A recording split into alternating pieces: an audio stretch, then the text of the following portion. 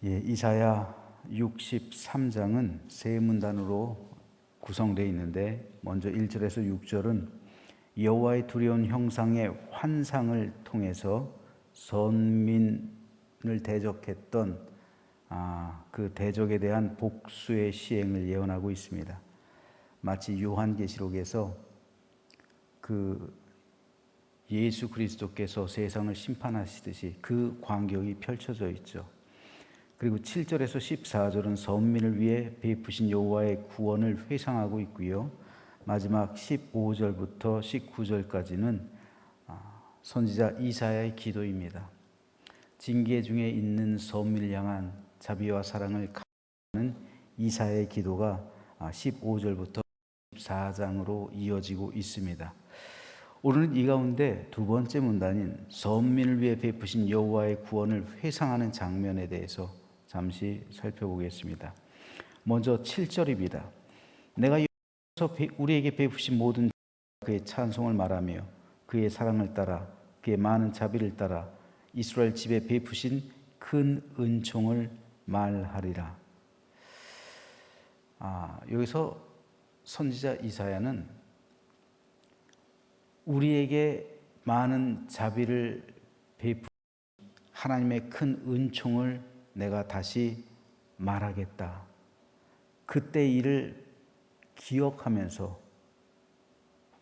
다시 한번 그때를 회상하고 있습니다. 왜일까요? 왜 이사야는 하나님께서 과거에 이스라엘에게 베푸신 은총을 회상하는 것일까요? 그 이유는 과거에 이스라엘에게 하나님께서 은총을 베풀어서 그들을 구원해 주셨던 것처럼 고난과 절망 가운데 있는 지금 현재 또한 선민 이스라엘에게 은총을 베풀어 주기를 간구하기 위함이었습니다. 그래서 본절 이후 15절부터 이사야의 기도가 기록되고 있는 거예요. 회상하는 겁니다. 하나님께서 나와 함께 하시던 때, 하나님께서 나를 구원해 주셨던 때 회상하는 거예요. 어려움에 있을 때, 여러분, 홍해가 갈라지는 게 아니잖아요. 그렇죠? 광야에서 반석이 매일 나는 게 아니에요. 그때를 기억하는 겁니다. 홍해가 매일 갈라지는 것은 아니지만 한 번 갈라졌던 그 홍해, 그것을 기억해낸다면 그 홍해는 현재의 삶 속에서도 계속 갈라질 수가 있는 거예요. 예수 그리스도의 대속의 은총이 매일 예수님께서 십자가에서 죽으시는 게 아니잖아요. 그 은혜를 우리가 매일 되새기면서 예수님의 십자가를 생각하면 예수 그리스도의 십자가의 구속의 은총이 매일 우리 삶 속에서 흘러 넘치는 것과 동일한 겁니다. 우리가 인생을 살아가다 보면 여러 가지 역경, 환난을 만날 때가 있습니다. 때로는 건강의 문제로 인해 고통받기도 하고, 또 가정의 문제로 인해 아파하기도 합니다. 사업이나 일터 문제로 인해 힘들어하기도 해요. 그러나 우리가 진실로 하나님의 자녀라면 하나님께서 이제까지 내 삶을 지켜주시고 보호해 주셨던 것처럼, 하나님께서 이때까지 나를 인도해 주셨던 것처럼 모든 생애에도 책임져 주시고 돌보아 주실 줄로 믿으시기 바랍니다. 여기서 우리가 반드시 기억해야 할 것은 하나님은 언제나 하나님의 자녀를 하나님의 최선의 자리로 인도해 주신다는 겁니다. 이스라엘은 여러 번 고난을 당했죠. 애굽에서 430년간 종노릇했고요. 바벨론에서도 다시 한번 70년간 종의 신세가 되었습니다. 하지만 야곱의 후손이 애굽에 있었기 때문에 이스라엘 민족이 탄생한 것이죠. 애굽은 이스라엘이라는 민족의 정체성과 여호와 하나님에 대한 신앙을 갖게 된 결정적인 역할을 했던 장소였습니다. 또한 바벨론은 그들이 새롭게 하나님의 백성으로 태어난 것이에요. 그래서 이스라엘의 경전인 구약 성경이 탄생한 곳이고, 거기서 유대교가 생겨나게 됐고, 부활 사상을 비롯한 여호와의 편제 등 진일보한 신학이 생겨나게 되었던 곳입니다. 비록 그들의 삶은 고통 가운데 있었지만 그 고통을 통해서 더 큰 일을 이루셨던 겁니다. 이것은 오늘 우리 역시 동일합니다. 우리가 비록 고난을 당한다 할지라도 하나님은 그 고난 가운데 함께 하시며 그 고난을 통해 일하시고 하나님의 최선의 곳으로 우리의 삶을 인도해 주십니다. 그래서 오늘 보면 9절에 보면 이사야는 이렇게 고백합니다. 그들의 모든 환난에 동참하사 자기 앞에 사자로 하여금 그들을 구원하시며 그의 사랑과 그의 자비로 그들을 구원하시고 옛적 모든 날에 그들을 드시며 아셨으나, 이 말씀을 새 번역 성경에 이렇게 번역합니다. 주님께서는 그들이 고난을 받을 때 주님께서도 친히 고난을 받으셨습니다. 천사를 보내셔서 그들을 구하게 하시지 않고 주님께서 친히 그들을 구해 주셨습니다.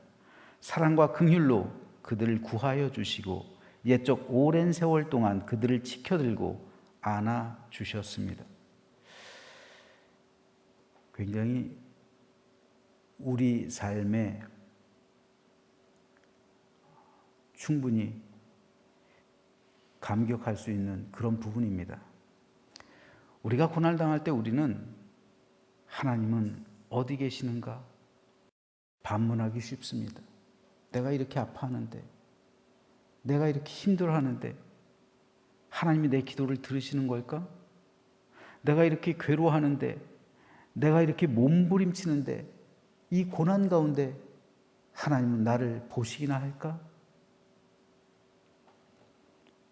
하지만 놀랍게도 오늘 말씀을 통해서 우리에게 주시는 답은요, 내가 고난 당할 때 하나님은 나와 함께 고난 당하신다는 거예요.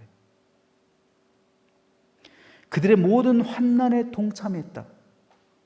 다시 말해서 그들이 고난 받을 때 주님께서도 친히 고난을 함께 받으셨다는 거예요. 나와 함께.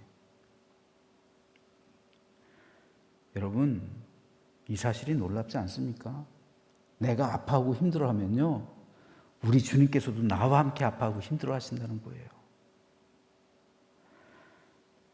여러분, 자녀가 아파서 사경을 헤매고 있다 한번 생각해 보세요. 그럴 때 부모의 마음은 녹는 거예요. 부모도 같이 고난당하는 거예요. 자녀와 함께. 자녀가 아픈데 외식하러 나가고 영화 보러 쇼핑하고 친구들 만나서 수다 떨고 그런 부모는 없어요. 자녀가 아프면 부모도 아픈 거예요. 자녀가 괴로우면 부모도 자녀 옆에서 괴로워하고 자녀를 돌보는 겁니다. 내가 봤으면 좋겠다 생각하는 것이 부모예요. 하나님 역시 마찬가지라는 거예요. 여러분이 고난당할 때 하나님이 어디 계시냐고요? 바로 여러분 곁에 있다는 거예요. 바로 내 곁에 나와 함께 고난당하신다는 거예요. 그 고난과 역경의 현장에서 우리 주님께서 나와 함께 고난당하고 있다는 것이고 나와 함께 눈물 흘리며 고통받고 있다는 겁니다. 그래서 주님은 친히 우리를 구원해 주시고 사랑과 긍휼로 우리를 건지시고 그래서 주님 품에 우리를 안아 주신다는 겁니다. 지금 이 시간 어려움과 역경 가운데 혹 밤잠 못 이루고 있는 성도가 있지는 않습니까? 그렇다면 한번 이렇게 기도해 보시기 바랍니다. 내 곁에 계신 주님, 나와 함께 고난 받으시는 주님, 또 나와 함께 하옵소서. 내 고난의 현장에서 나를 도우시고 하나님의 최선의 길로 나를 이끄소서. 이 기도는 아주 간단합니다. 하지만 예수님의 마음을 울리는 거예요. 그리고 주님께서 반드시 이 기도를 들으시고 하나님께서 예비한 최선의 길로 우리의 삶을 인도해 주실 줄로 믿으시기 바랍니다. 고난과 역경의 현장 가운데 우리 주님이 함께 하시고, 그리고 거기서 그 고통을 통해서 더 크고 더 성숙한 모습으로 우리를 만드시며, 그리고 더 좋은 길로 우리를 이끌어 주셔서 결국 다윗과 같이 여호와는 나의 목자시니 내게 부족함이 없도다 라는 고백을 하는 저와 여러분이 되시길 바랍니다. 그래서 마음이 상하고 괴로움 가득하고 고민과 고난과 어려움과 역경 속에 있다 할지라도 나와 함께 고난 받으시는 예수님이 오늘도 지금도 내 곁에 계셔서 나를 도와주신다는 사실을 믿음으로 위로함 받고 샬롬의 은총이 우리 모두에게 임하게 되기를 주님 이름으로 축원합니다.